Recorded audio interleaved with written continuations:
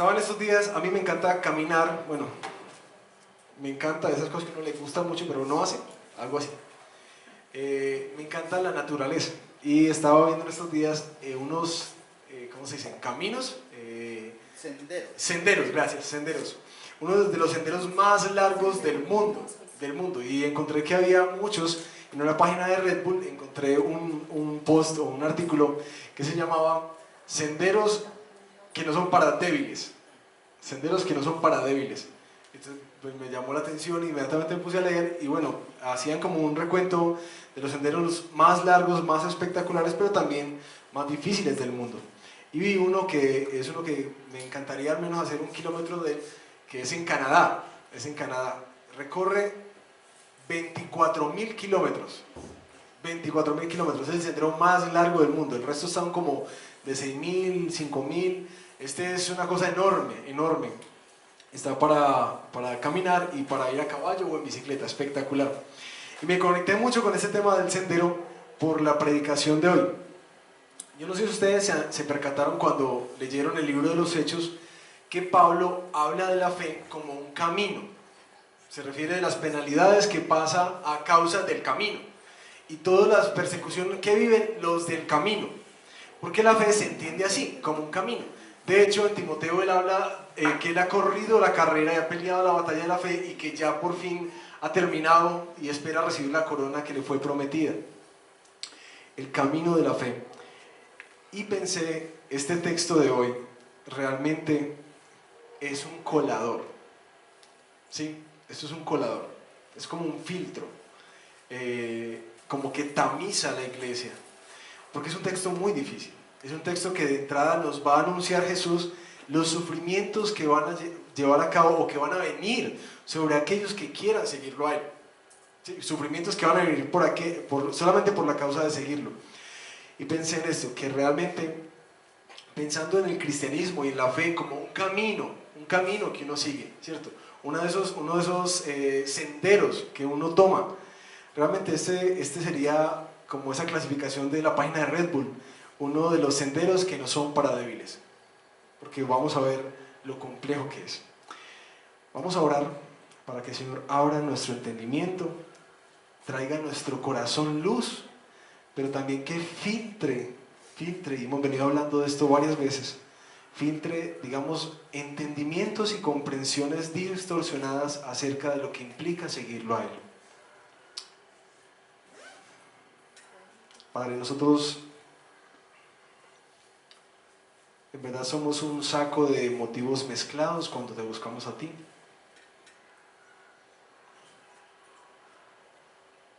Y un texto como este en verdad se pone como una gran barrera para seguirte. Sin embargo, una vez atravesada la barrera, nos deja en una enorme esperanza, en un profundo gozo. Por eso yo te pido hoy, Señor, que tú nos animes en este caminar de fe, en el que todos hemos dado el primer paso.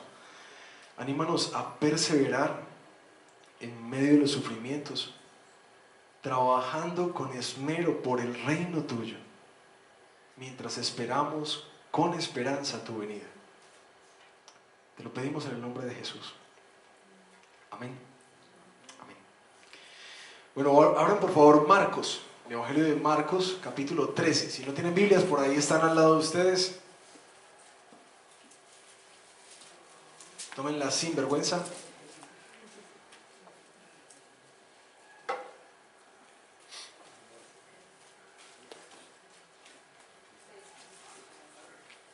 ¿Listo? Marcos 13. Capítulo 13. Quiero hacerle unas aclaraciones como previas a meternos al texto. Porque es un texto que tiene mucho contenido y tiene muchas imágenes. Es un texto de carácter apocalíptico. Entonces de entrada uno le empieza a picar la curiosidad de ay, pero venga a ver, explíqueme esto. Entonces voy a hacer unas aclaraciones al respecto. El sermón que vamos a ver es un solo contenido y es el más largo del Evangelio de Marcos y uno de los más largos de los evangelios en general. Los comentaristas no se han puesto de acuerdo en qué implica, perdón, qué significa esta profecía de Jesús puntualmente. No hay como un consenso acerca de cómo interpretar de manera correcta este texto, ¿sí? De entrada les digo eso porque van a de pronto escuchar o ya han escuchado otras interpretaciones de este mismo texto. Y es importante que ustedes sepan eso, que hay muchas personas que han gastado su vida estudiando este texto y tratando de entender los tiempos y las personas y los momentos históricos a los cuales se refiere. Entonces vamos a meternos en un texto que es difícil de interpretar. Sin embargo, creo que vamos a acercarnos de una manera prudente para tratar de entender las implicaciones prácticas que tiene para nosotros. Sin embargo, sí asumiremos una postura acerca del texto que ya la van a leer y la van a escuchar. Aunque hay muchas diferencias, uno se podría preguntar entonces, bueno, entonces esto es una causa para que la iglesia se divida. De ninguna manera. Porque se habla acerca de las referencias de la segunda venida del Señor Jesucristo y del tiempo final, ¿sí? Entonces, si ustedes ven, no tocan lo medular que une a las iglesias cristianas, que es que la fe en el Señor Jesucristo y la salvación por gracia, es decir, el Evangelio. Por eso quizás podemos tener diferencias interpretativas al respecto de este tema y de muchos otros temas, como por ejemplo el tema del bautismo, el rol de la mujer y demás cosas dentro de la iglesia. Sin embargo, una sola cosa es medular y es el Evangelio del Señor Jesucristo. Esta doctrina que miraremos de la segunda venida de Jesús no toca eso, por eso podemos hablar que hay diferentes interpretaciones. Y bueno, el final de los tiempos nos enseñará cuál era la correcta. Este pasaje deja muchos vacíos de detalles. Es un pasaje que despierta mucha curiosidad porque la gente quiere saber entonces cuándo es que viene el Señor. Y uno empieza a escuchar que alguien profetizó que ya venía, que es que por las guerras, que ya se levantó el anticristo, que todos los terremotos, las hambrunas y demás desastres apuntan a que ya estamos aquí. Y creo que el pasaje, Jesús intencionalmente, lo deja con muchos vacíos de detalles, de tiempos, de nombres, de personas, porque el objetivo del pasaje no es que nosotros armemos un calendario o un algoritmo ahí para calcular exactamente cuándo es que viene el Señor Jesús, porque literalmente el texto dice que eso ni siquiera Jesús lo conoce. Eso es algo que el Padre no se lo ha revelado. Entonces, pues que algún simple mortal quiera hacer cálculos con esto es como un poco pretencioso. El texto sí tiene un propósito que es parte de la aclaración, y es que ha sido dado con algunos detalles que buscan como revelar cosas que no conocían antes los discípulos ni nosotros. Busca revelar algunos detalles, pero particularmente busca revelar unos detalles para animarlos a perseverar en medio de la oposición que inmediatamente iban a experimentar una vez saliera Jesús. ¿Listo? ¿Aclaraciones de ese texto? El contexto. En nuestro texto vamos a estudiar todo el capítulo 13 de Marcos, pero lo voy a leer en segmentos para que podamos saborearlo un poquitico más. El texto se divide, narra dos grandes eventos que parecen mezclados porque no hay como una intersección que marque dónde arranca uno y dónde termina el otro, pero marca dos grandes eventos. Uno es la destrucción del templo de Jerusalén y el otro es la segunda venida del Señor Jesucristo. Dos grandes eventos, y termina en los versículos 28 al 37 con unas parábolas de una higuera y de un vigilante que nos anima a estar alerta. Y así se llama este sermón: estén alerta. Ahora sí, arrancamos. Marcos capítulo 13, versículo 1. Vamos a leer.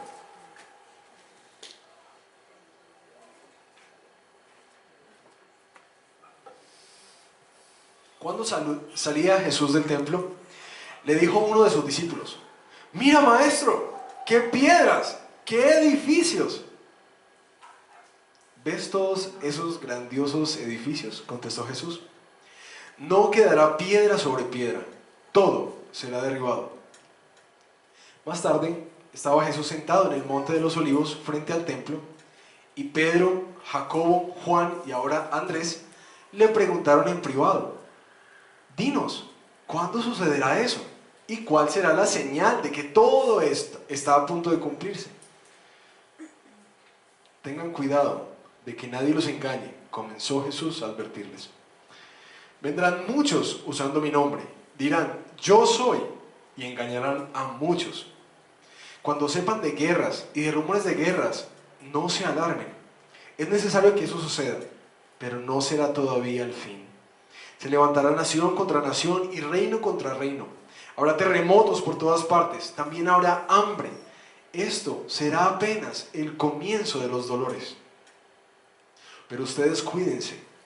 Los entregarán a los tribunales y los azotarán en las sinagogas. Por mi causa comparecerán ante gobernantes y reyes para dar testimonio ante ellos. Pero primero tendrá que predicarse el evangelio a todas las naciones. Y cuando los arresten y los sometan a juicio, no se preocupen de antemano por lo que van a decir. Solo declaren lo que se les dé a decir en ese momento, porque no serán ustedes los que hablen, sino el Espíritu Santo. El hermano entregará a la muerte al hermano y el padre al hijo. Los hijos se rebelarán contra sus padres y le darán muerte. Todo el mundo los odiará a ustedes por causa de mi nombre, pero el que se mantenga firme hasta el fin será salvo. Ahora bien, cuando vean el horrible sacrilegio, donde no debe estar, el que lee, que lo entienda. Eso es una nota que mete el escritor, porque los evangelios eran un texto de dominio público, y creen algunos comentaristas que no podía hablar tan abiertamente acerca de lo que iba a pasar con Roma, porque justamente los mirarían de alguna manera que iba a pasar algo aquí en el texto. Por eso el comentarista dice, el que lee, que entienda, el que lo entendió, más o menos. Entonces, los que estén en Judea huyan a las montañas, Judea donde quedaba el templo. El que esté en la azotea no baje ni entre en la casa para llevarse nada. Y el que esté en el campo no regrese para buscar su capa. Ay de las que estén embarazadas o amamantando en aquellos días. Oren para que esto no suceda en invierno, porque serán días de tribulación como no la ha habido desde el principio, cuando Dios creó el mundo, ni la habrá jamás. Si el Señor no hubiera cortado esos días, nadie sobreviviría, pero por causa de los que Él ha elegido, los ha cortado. Entonces, si alguien les dice a ustedes, miren, aquí está el Cristo, o miren, allí está, no lo crean, porque surgirán falsos cristos y falsos profetas que harán señales y milagros para engañar, de ser posible, aún a los elegidos. Así que tengan cuidado, los he prevenido de todo. Qué texto tan intrigante, ¿no? Lo primero que queremos aclarar acerca de este primer segmento de la destrucción del templo es que es un hecho histórico, ¿cierto? El templo literalmente lo destruyeron en el 70 los romanos. El diálogo arranca con una pregunta de admiración de los discípulos. Dicen, uy, entran a Jerusalén y ven el templo con todo su esplendor. Un historiador romano, Josefo, lo describe en parte así. La cara externa del templo, en su parte frontal, no carecía de nada que pudiera sorprender la mente ni los ojos de los hombres. Estaba totalmente cubierto de placas de oro de gran peso, y al primer rayo del sol naciente reflejaba un ardiente esplendor que obligaba a apartar la mirada de quienes se obligaban a contemplarlo, como si hubieran mirado directamente los rayos mismos del sol. A los extranjeros, este templo les parecía una montaña cubierta de nieve cuando lo veían de lejos, y es que aquellas partes del templo que no estaban cubiertas de oro eran de un blanco resplandeciente como ningún otro. Eso era una cosa impresionante, impresionante. ¿Ustedes han visto las fotos del Taj Mahal? Bueno, una cosa muchísimo más grande. O aún de la mezquita que hay ahorita donde está el muro de las lamentaciones, también ese coso dorado grandísimo. El templo era enorme, esplendoroso. Entonces, claro, los discípulos entraron con la boca abierta mirando los grandes edificios y le dicen a Jesús, Maestro, mira eso. Y Jesús se sienta y les dice unas palabras que seguramente los sorprendió, Porque para todos los judíos el templo era un motivo de gran orgullo, era como algo que representaba la dignidad nacional, algo así como lo que representaban las Torres Gemelas para los Estados Unidos, ¿sí? Era una cosa que daba identidad como nación. Jesús se sienta al frente del Monte de los Olivos, viendo al templo, y les dice que todas esas cosas van a quedar destrozadas, que no quedará piedra sobre piedra, que la presencia de Dios ya salió de ese edificio para nunca más volver,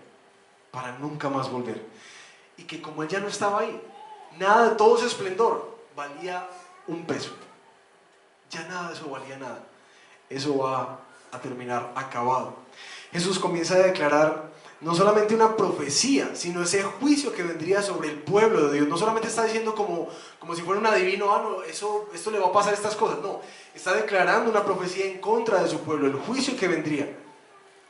Y ese juicio que de alguna manera Mateo 23 ya le decía: Jerusalén, Jerusalén, que matas a los profetas y apedreas a los que se te envían. ¿Cuántas veces quise reunir a tus hijos, como reúne la gallina a sus pollitos debajo de sus alas, pero no quisiste? Pues bien, la casa de ustedes va a quedar abandonada. Y les advierto que ya no volverán a verme hasta que digan: bendito el que viene en el nombre del Señor. Aquí se estaba cumpliendo la profecía de Jesús. Yo quise muchas veces reunirlos, pero ustedes no quisieron. Ahora esa casa no vale nada. Y aquí hay una advertencia muy importante para la iglesia. Mis hermanos, por la gracia del Señor no tenemos un edificio de que gloriarnos,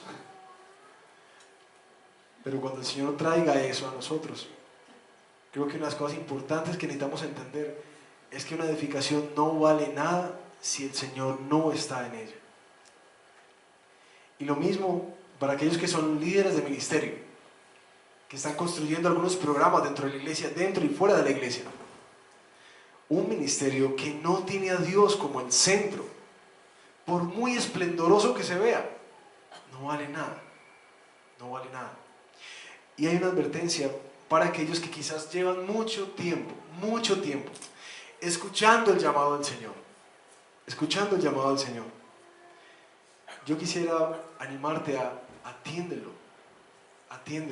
Dice Isaías 55, busquen al Señor mientras puede ser hallado, llámenlo mientras se encuentra cerca, que dejen los impíos su camino y los malvados sus malos pensamientos, y que se vuelvan al Señor nuestro Dios, y Él tendrá misericordia de ellos, pues Él sabe perdonar con generosidad.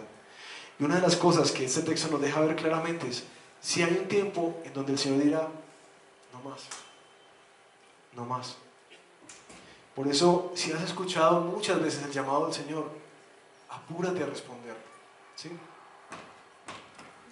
Ante la inminente destrucción de Jerusalén, era algo que venía más o menos 40 años después, Jesús exhorta a sus discípulos a tomar diferentes reacciones. Primero, versículo 7, cuando ustedes sepan de guerras y de rumores de guerras, cuando se levanten naciones contra naciones, terremotos, hambres, esto va a ser apenas el comienzo de los dolores. Y lo que les dicen que tienen que hacer es: no se alarmen, eso va a pasar.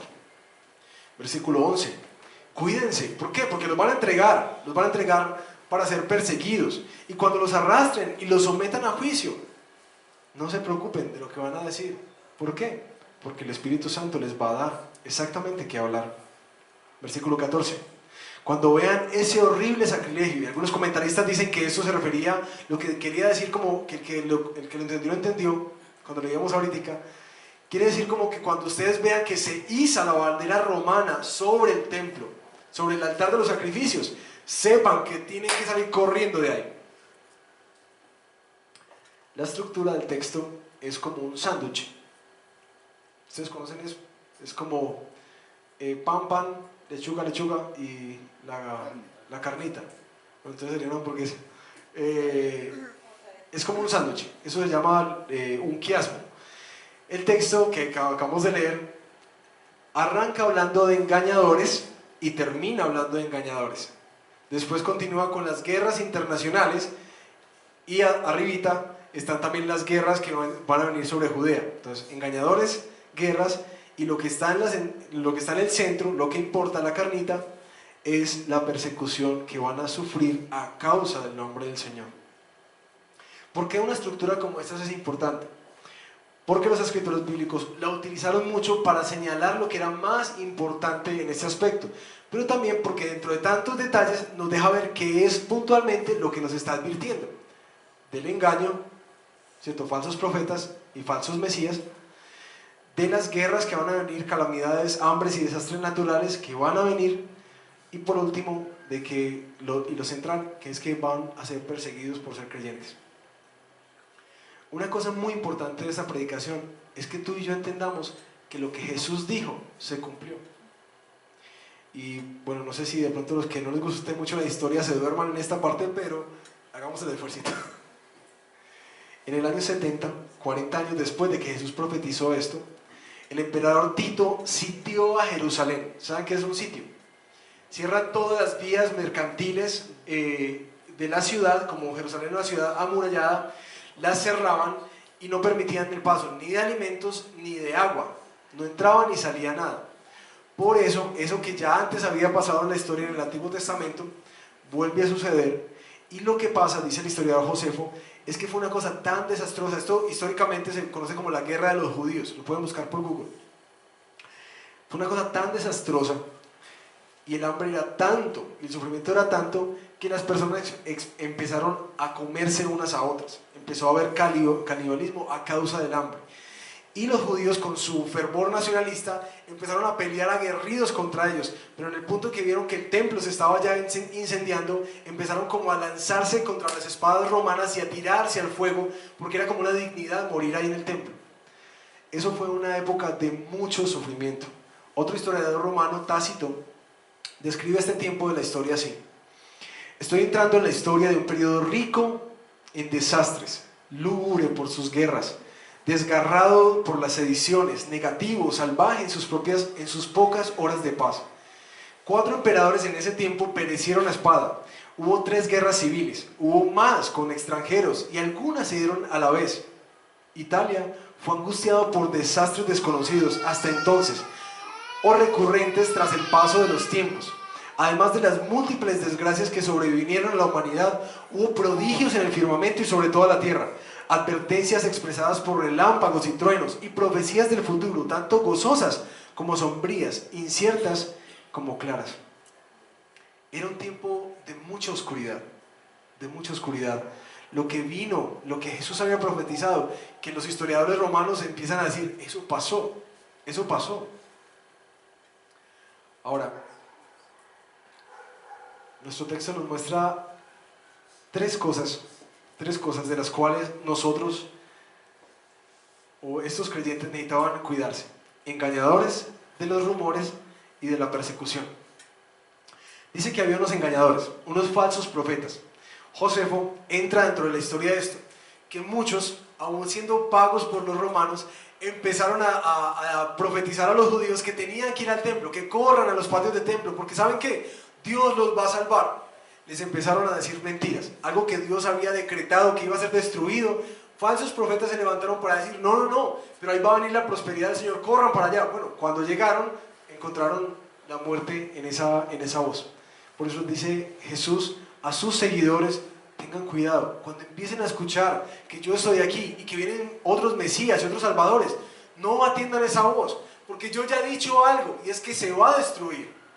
Yo no voy a cambiar de parecer. No escuchen esas voces, los falsos profetas que prometen prosperidad cuando Dios ha decretado otras cosas muy distintas. Lo otro es que vienen rumores de guerra, de hambres y de desastres naturales, y les dicen, no tengan miedo, eso apenas es el comienzo. No piensen que este es el fin, como muchos, digamos, dentro de la iglesia cristiana suelen interpretar estas cosas. No, como todo está tan caótico, es que ya viene el fin. ¿Y qué es lo que dice nuestro texto literalmente? Apenas es el principio de dolores. Pero lo central del texto es el tema de la persecución de los creyentes. Por mi causa los odiarán.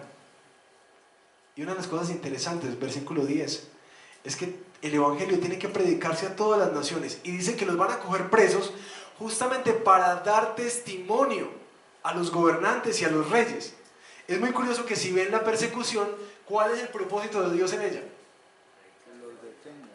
Que el evangelio llegue a lugares donde no ha llegado nunca, donde nunca ha llegado. Porque lo central en todo esto es que en medio de todas estas aflicciones hay una tarea para el pueblo de Dios, y es anunciar las buenas nuevas. Por eso es que dicen, mira, no se preocupen tanto de qué van a decir. Y creo que eso nos ayuda mucho a nosotros, que sentimos tanto temor cuando nos dan una manillita de esas que están por ahí, como que, pero ¿qué digo? ¿Qué digo? Mira, el Espíritu Santo en verdad siempre surte palabras para hablar, siempre, siempre. Pero una de las cosas que quisiera resaltar es este tema de por causa del Señor. Todo el mundo los odiará. Tanto llegó a ser en este momento histórico el odio de estos romanos, porque en última los cristianos no estaban haciendo revueltas, ¿sí me entienden? Los judíos eran los que se estaban levantando, los cristianos no se estaban haciendo revueltas. ¿Sabes qué era lo que tenían los cristianos en este momento? Era que rayaban con la cultura, no practicaban las mismas cosas que la cultura practicaba, y eso parecía tan extraño para los romanos, que de inmediato se incendió como un odio hacia ellos, solamente por hacer el bien. Solamente por hacer el bien. Quienes quieran leer un poquitico más de esto, hay un libro muy bueno que es de Justo González, que se llama Historia del Cristianismo. Son 2 tomos espectaculares, donde pueden ver cómo es que los cristianos empezaron a sufrir por un odio que se despertaba en son de nada, porque ellos no se estaban rebelando contra el imperio, aunque sí anunciaban a otro emperador, o otro rey, que era Jesucristo. Ese odio encendió una persecución tan atroz que, ¿sabes qué empezó a pasar? Las relaciones más profundas, naturales que tenían con papás, hijos, hermanos, dice nuestro texto, versículo 12, que empezaron a entregarlos para que los martirizaran. ¿A causa solamente de qué? Del nombre de Jesús. Aquí cerramos la parte histórica de este texto. ¿Qué nos dice un texto como estos a nosotros hoy? Si ustedes se dan cuenta, el clima en el que vivimos nosotros, digamos que no difiere mucho. En medio de guerras estamos, nación contra nación, reino contra reino, hambres, enfermedades, plagas, caos, desastres naturales, terremotos, persecución. Y antes de que me abran los ojos por la persecución, la revista Semana, el año pasado, 2017, sacó una estadística de los países con mayor persecución religiosa en el mundo. Y el artículo se llama literalmente así: Colombia es un país en el que es peligroso tener fe, y resulta que en la lista de todos los países del mundo, Colombia aparece en el número 50, con una persecución alta a quienes profesan la fe. Y uno dice, pero ¿cómo así? Obviamente nosotros vivimos en otra situación. Las estadísticas dicen que el número se elevó o subió en el ranking a razón de los conflictos que se daban en el campo, porque muchos de los pastores y nuestros hermanos que llevan horas en el campo son perseguidos a causa de su fe y son asesinados. Por eso subió mucho. Sin embargo, nosotros experimentamos, como José nos decía ahorita en la alabanza, nosotros experimentamos cierto grado de persecución, ¿o no? Les pongo un ejemplo sencillo. En diciembre, estuvimos haciendo un evento aquí en Aviva, ¿sí?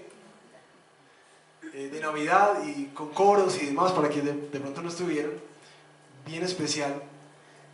Y a mí se me ocurrió la grandiosa idea, no, realmente fue intencional. Yo dije, bueno, nosotros somos una iglesia cristiana que vinimos a servirlos a ustedes acá, ¿cierto? A través de la obra de teatro y coros y demás. Eso fue como si hubiera mentado la madre. Inmediatamente una señora fue a la administración y mandó a parar el evento. Que por qué habían permitido que una iglesia cristiana se metiera acá. Y el evento literalmente se paró. Si no fue porque, bueno, Carlos Mario fue con ofrendas de paz y luego fui yo y ahí logramos solidar la cosa. Y miren lo que me dicen, pueden continuar el evento, pero sin hacer ningún tipo de alusión a este tema de la iglesia. Trabajamos con el INDER ahorita planeando este tema de los hermanos de Luisiana que vienen. ¿Y saben cuál es el término para poder trabajar con el INDER? Ustedes no pueden hacer ninguna alusión ni a Jesús ni a la Biblia. Hablamos con la administración que ha sido realmente una bendición. El Señor nos ha dado mucha gracia aquí con ellos.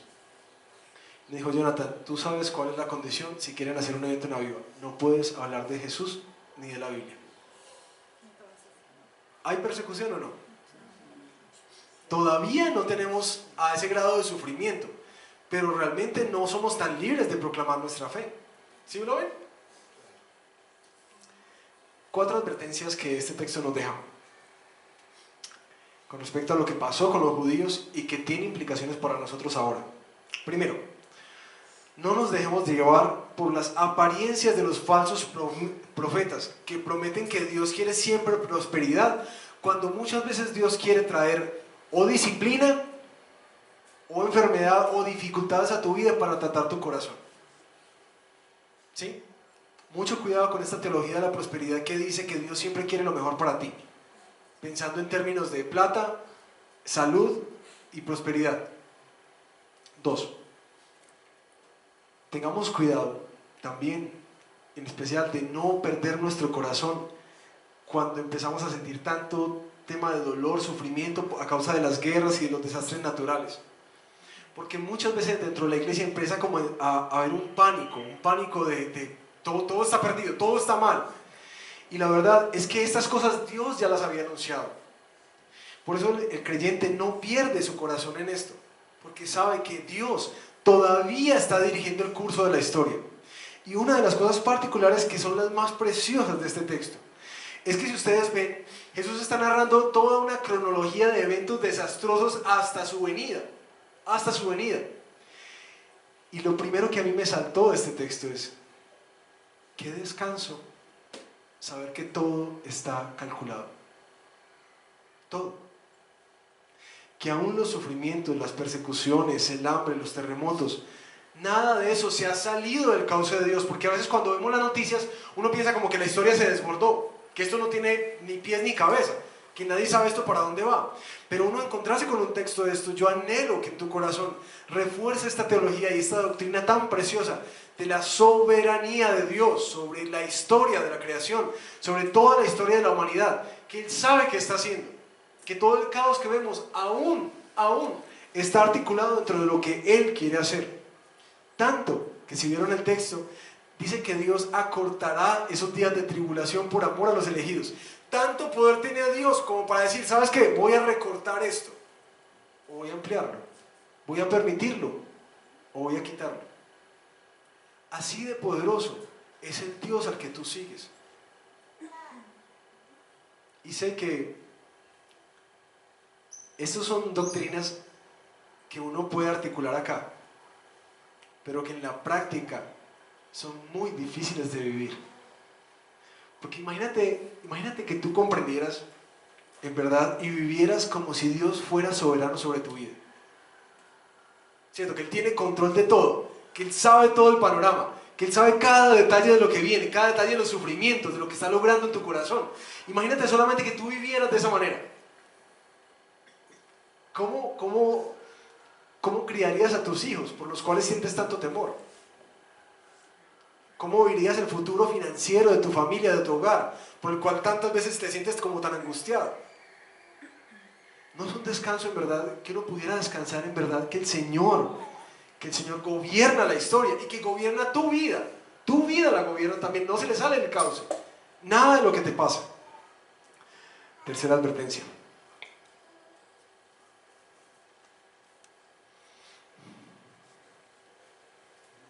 No pierdas la esperanza en medio de la persecución.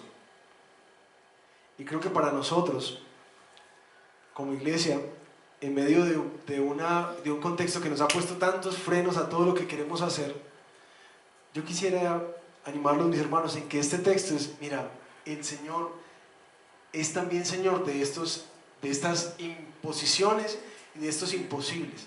Él está haciendo su voluntad en medio de esto. Y podemos perseverar porque Él nos trajo hasta aquí. Y su voluntad será cumplida aquí. No nos dijeron que iba a ser fácil, ¿sí? Eso es muy importante para nosotros como iglesia. No nos dijeron que iba a ser fácil. O si no, ya hubiéramos empacado y cogido para otro lugar que fuera un poquitico como más abierto. La cosa es que el Señor dijo, no va a ser fácil, van a ser perseguidos, pero adelante. Como decía José ahorita, yo he vencido al mundo. Y el cuarto es una advertencia a no parar de anunciar el Evangelio. Si ustedes ven, todos estos sufrimientos, persecuciones, dolores y demás, están articulados a una cosa central. Es el pueblo de Dios viviendo una vida en misión. Sufriendo, pero ¿sufriendo para qué? Para que el Evangelio llegue a otros lugares.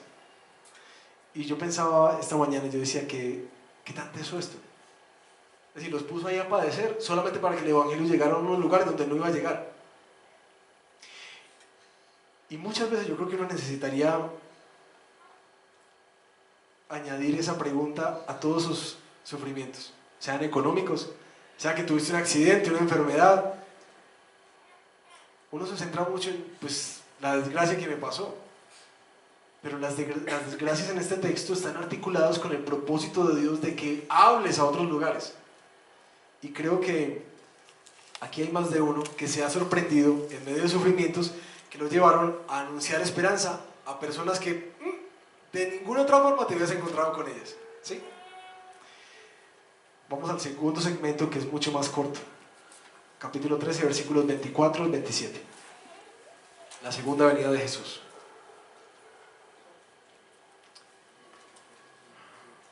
Pero en aquellos días, después de esa tribulación, y Jesús no nos dice el rango de tiempo, se oscurecerá el sol y no brillará más la luna. Las estrellas caerán del cielo y los cuerpos celestes serán sacudidos. Verán entonces al Hijo del Hombre venir en las nubes con gran poder y gloria. Y Él enviará a sus ángeles para reunir de los cuatro vientos a los elegidos, desde los confines de la tierra hasta los confines del cielo.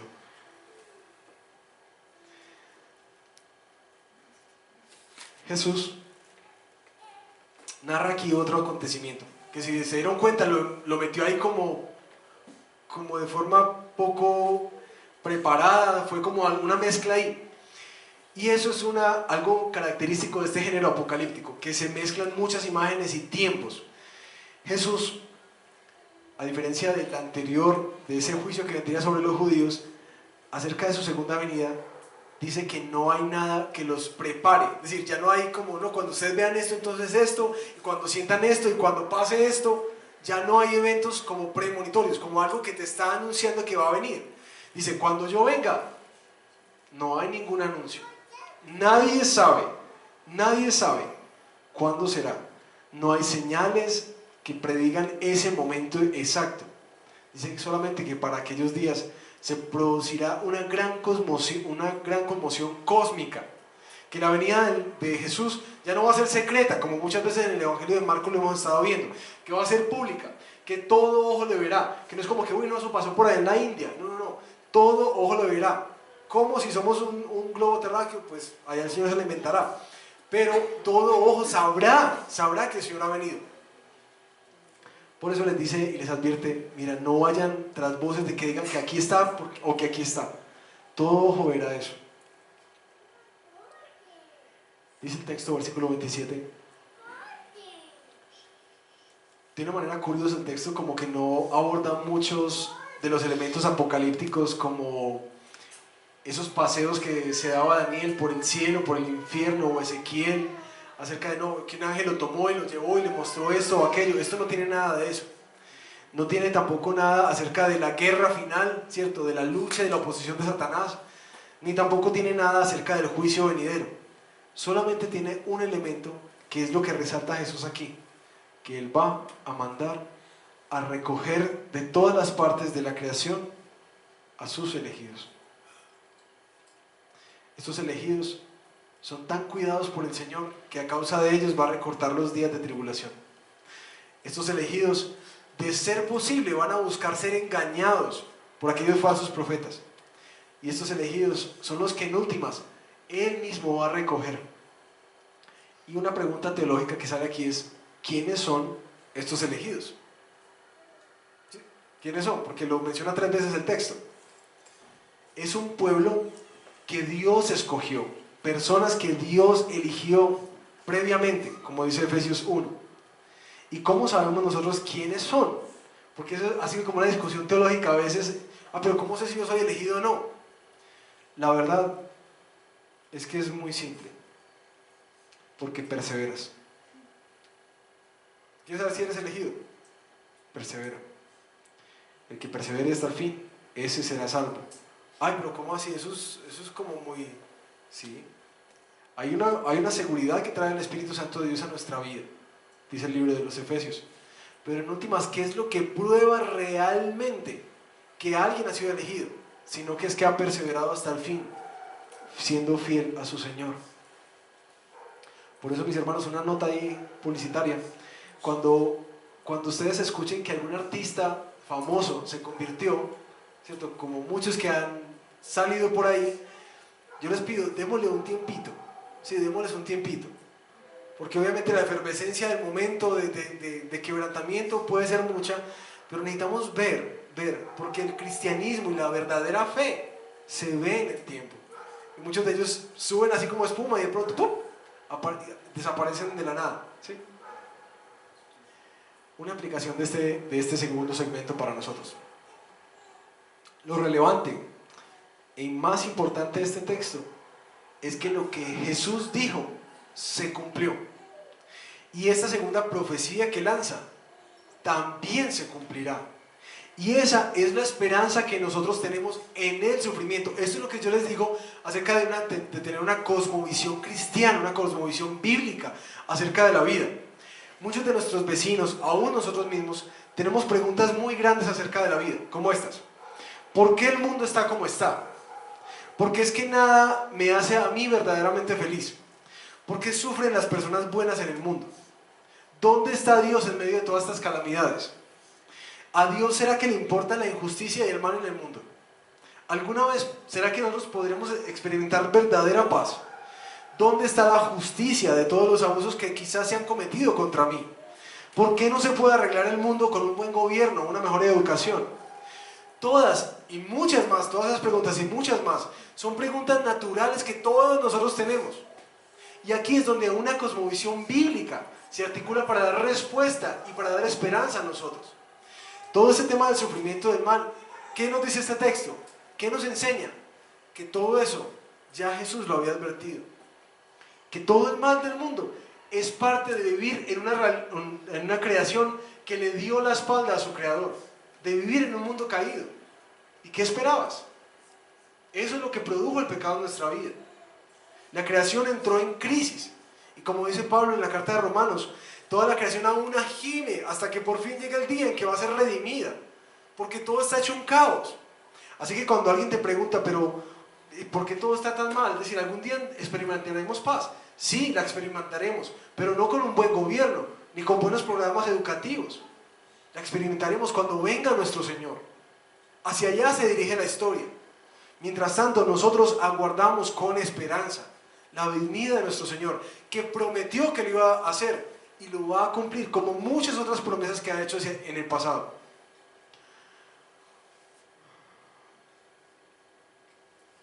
Creo que eso, mis hermanos, yo no sé si ustedes luchan con eso a veces como yo, y por eso la segunda carta de Pedro nos advierte a que tengamos cuidado con tener la venida del Señor por tardía. Soberanamente, el Señor ha decidido no revelarnos algunos datos que nos den exactitud de cuándo será. Sin embargo, he escuchado dentro de muchos de nosotros la pregunta, pero bueno, pues ya han pasado 2000 años, y entonces ¿será que se lo olvidó o qué? El Señor cumplirá su promesa. Y les recuerdo esto, el Mesías vino, y también para su época pasaron miles de años, a pesar de que había sido profetizado desde el Génesis. Desde el Génesis había sido profetizado la venida de Jesús. Y pasaron miles de años y miles de caos y generaciones hasta que Él vino a redimir su pueblo. Para el Señor, 1000 años son como un día. El Señor vendrá.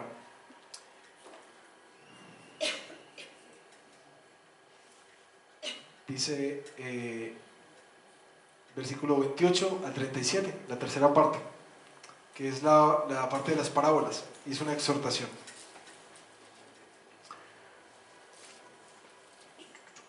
Aprendan de la higuera esta lección.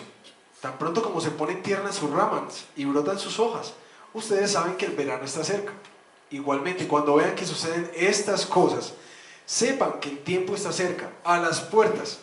Les aseguro que no pasará esta generación hasta que todas estas cosas sucedan. El cielo y la tierra pasarán, pero mis palabras jamás pasarán. Y aquí están uno de los temas interpretativos del pasaje. ¿Cómo así que Jesús dijo que esta generación no pasaría hasta que todo esto aconteciera? Nuestra interpretación de este texto es que este segmento de la parábola de la higuera hace referencia a que esta generación no pasará hasta que vean esas cosas. Es decir, esa generación de judíos no pasaría hasta que vieran cómo los romanos iban a acabar con Jerusalén y con su templo. ¿Sí? Por eso es que es un texto que ha dado como tantas interpretaciones, porque como ven, vienes después de hablar de la segunda venida de Jesús. Sin embargo, cuando vemos que dice que esta generación no pasará, si hubiera pasado sería como que ya hubiera venido el Señor Jesucristo. Pero bíblicamente e históricamente entendemos que esa generación que escuchó a Jesús no pasó hasta que vio la destrucción del templo. Sigamos adelante, versículos 32. Pero en cuanto al día y la hora, nadie lo sabe, y esto hace referencia a la venida de Jesús. Ni siquiera los ángeles del cielo, ni el Hijo, sino solo el Padre. Versículo 33. Estén alerta, vigilen, porque ustedes no saben cuándo llegará ese momento. Es como cuando un hombre sale de viaje, y ahí está la parábola, y deja su casa al cuidado de sus siervos, cada uno con su tarea, y le manda al portero que vigile. Por lo tanto, manténganse despiertos, porque no saben cuándo volverá el dueño de la casa, si al atardecer, o a la medianoche, o al canto del gallo, o al amanecer. No sea que venga de repente y los encuentre dormidos. Lo que les digo a ustedes, se los digo a todos. Manténganse despiertos. Quizás Lucas, en el capítulo 21, nos ayuda a entender un poco más esto de manténganse despiertos. ¿Qué es esto de dormirse? Lucas 21, versículo 34. Tengan cuidado, les dice Jesús, hablando del mismo segmento histórico. No sea que se les endurezca el corazón por el vicio, la embriaguez y las preocupaciones de esta vida. De otra manera, aquel día caerá de improviso sobre ustedes, pues vendrá como una trampa sobre todos los habitantes de la tierra. ¿Qué es dormirse? Si Jesús dice, manténganse despiertos, ¿cierto? Estén alerta. ¿Qué es dormirse? Según Lucas, dormirse es dejar que el corazón se endurezca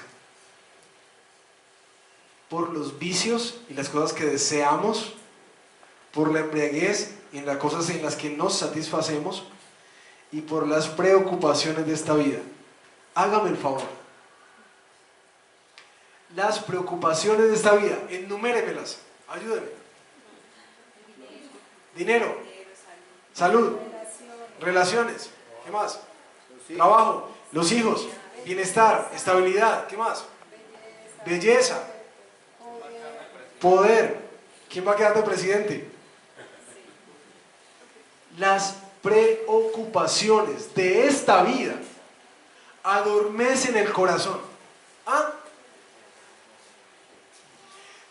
Toda esa ansiedad que uno experimenta por la empresa, por el trabajo, por la plata, todo eso que uno gasta en tiempo pensando en la belleza, en el disfrute, en el placer, todo eso que uno gasta por cumplir sus sueños, por desarrollar sus metas.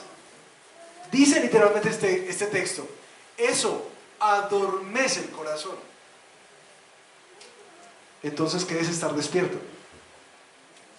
Estar despierto es vivir una vida conscientemente para el Señor. Eso es estar despierto bíblicamente. Vivir una vida para la gloria del Señor. ¿Y cómo la vida? ¿Cómo la vivo? Anunciando que donde yo estoy y todo lo que articulo de mi vida lo estoy metiendo dentro de un solo propósito. Es, Señor, ¿cómo yo te sirvo acá? Con esta profesión, con este hobby, con este accidente, con esta plata, con esta casa, con este carro que me estás dando. ¿Cómo yo te sirvo con esto? Porque yo no quiero vivir una vida adormecida buscando lo que todo el mundo busca. Yo quiero vivir una vida despierto, que me coja sin mosca, que me coja despierto en cuanto a lo que tú me has llamado a hacer. Eso es lo que el Señor les está diciendo. Y para terminar, quiero hacerles una recomendación y darles un par de consejos. Recomendación. Hay un libro que les escribí por el grupo de la iglesia que se llama El progreso del peregrino. Ese libro es espectacular. Creo que si lo lees, vas a entender mucho de este tema. Y te va a encarretar porque es un cuento. Es una historia. Es delicioso para leer y anuncia muchas de las cosas que tú naturalmente sufres con el pecado, con las dificultades, con las ansiedades, con los temores, con todo eso. Espectacular libro. Si tuviera plata para pagarles para que se los dieran, les pagaría plata, pero bueno, no hay cómo.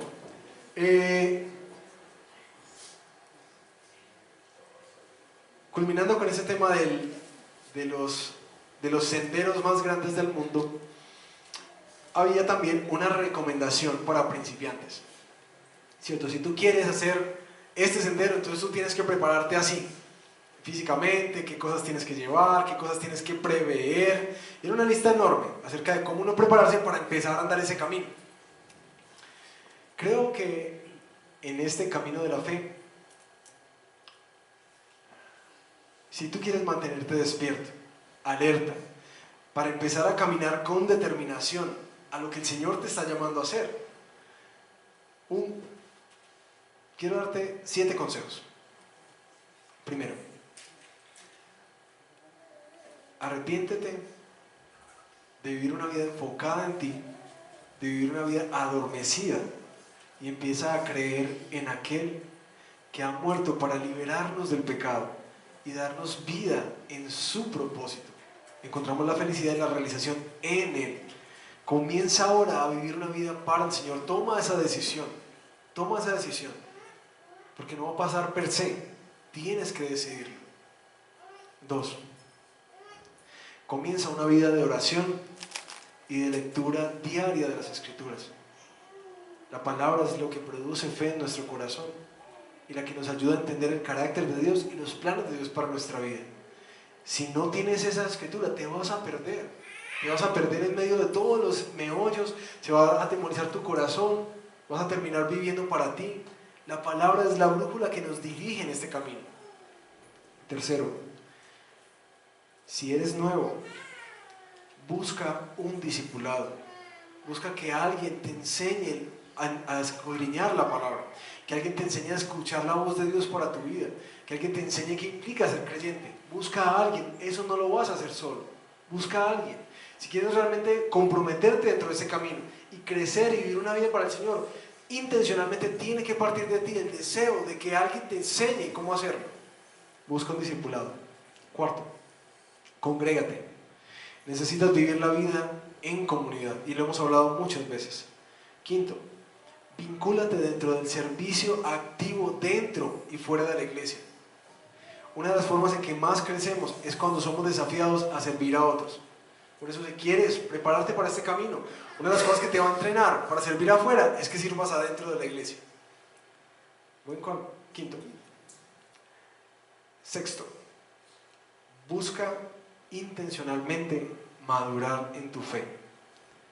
Eso implica, busca capacitarte, como dice la segunda carta de Timoteo, busca ser aprobado por Dios. Métete en cursos virtuales, lee las Escrituras, métete en las capacitaciones que damos dentro de la iglesia. Necesitas esas herramientas para poder abarcar este camino, porque va a ser muy largo y va a ser muy difícil. Y por último, todas estas cosas tienen sentido articulados dentro de la misión de Dios. La misión de Dios no es que tú seas un buen o una buena cristiana, no es que seas como una buena persona, no es que trates de no contaminarte con el mundo al lado y lado. La misión de Dios contigo es que tú proclames las buenas nuevas del Evangelio. Eso es lo que Él te ha llamado a hacer, eso es lo que nos llamó a hacer como iglesia.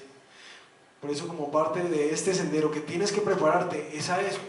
Proclama el Evangelio, proclámalo con arrojo, y vas a ver que el Señor va a proveer mucha de la madurez, de los dones y de los talentos que necesitas para poder hacerlo. El mundo necesita eso, en medio de un mundo que es caótico y que perseverará así por mucho tiempo hasta que el Señor decida. Lo único que trae respuestas y trae esperanza y trae luz y trae propósito es entender nuestra vida a la luz del Evangelio, a la luz de la historia que Dios está entretejiendo. Pero además, si no lo haces, las personas no van a tener esperanza para vivir. Necesitan que tú abras tu boca. Que podamos terminar así, y esta es la oración. Segunda de Timoteo, capítulo 4, versículos 7 al 8. He peleado la buena batalla, he terminado la carrera, me he mantenido en la fe. Por lo demás me espera la corona de justicia que el Señor, el juez justo, me otorgará en aquel día. Y no solo a mí, sino también a todos los que con amor hayan esperado su venida. Oremos.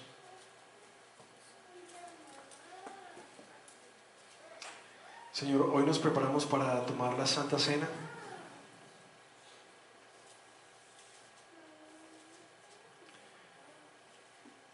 Y queremos agradecerte porque, así como la instituiste como un recordatorio de lo que tú habías hecho, la Santa Cena como que trae claridad, como que nos despeja la mente, como que nos ayuda a entender, Señor, en últimas, de qué se trata la vida, cuál es el propósito con el que nos llamas. Gracias porque la Santa Cena nos ayuda a recordar, Señor, que en últimas, si no hemos vivido nuestra vida para ti, si hemos vivido enfocados y distraídos, adormecidos por muchas cosas, te agradecemos, Señor, esto. Te agradecemos que en la cruz no solamente nos diste perdón, sino la posibilidad de ser mensajeros enviados, redimidos de nuestros pecados, para ser útiles para tu obra. Sin embargo, antes de tomar la cena, yo quisiera que tomaras un momento en silencio, pidiendo al Señor perdón por tus pecados. En especial, si te has dado cuenta que has vivido una vida adormecida por las preocupaciones de este mundo. Quizás hoy sea un día para tomar la decisión de decirle: Señor, yo quiero escuchar tu llamado. Perdóname por vivir tan desenfocado o desenfocada en mi vida, tan preocupado por mi pequeña historia, por mi pequeño reino. Y quizás hoy tú quieras decirle al Señor: yo quiero en verdad pelear esta batalla, yo quiero correr esta carrera, pero Señor, dependo de ti. Por favor, mantén mi fe, mantén mi fe.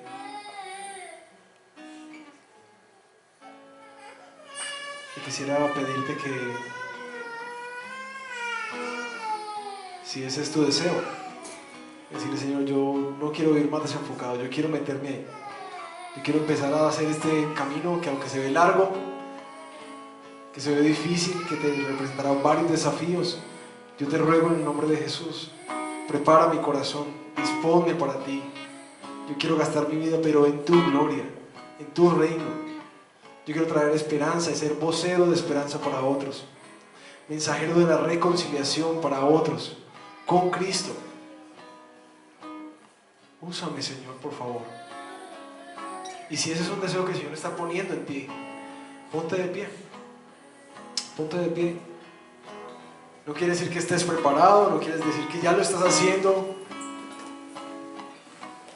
De alguna otra manera le estás diciendo: Señor, heme aquí. Heme aquí. Yo quiero que me enseñes a amarte, Señor, que me enseñes a vivir para ti. Yo quiero que todos los actos, todos los pensamientos y todas las acciones de mi ser sean un acto de adoración.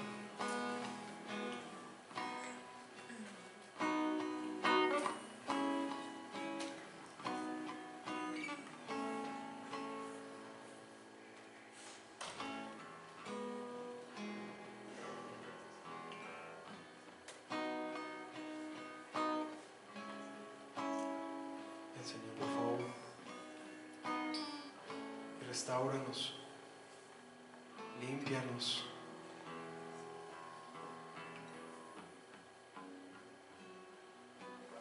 Transforma nuestro corazón, Señor. Clamamos que tu Espíritu haga su obra en nosotros, enfocándonos, enseñándonos a vivir en misión, pero también dotándonos y capacitándonos con todo lo que necesitamos, Señor. Hoy decidimos creerte a ti.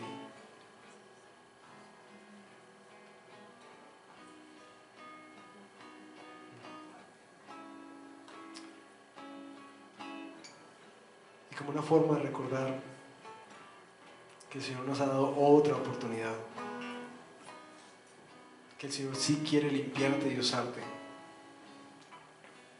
como una forma de recordar que tu deuda con el Señor ha sido pagada, quisiera invitarte a que pases a la mesa y tomes del pan y de la copa,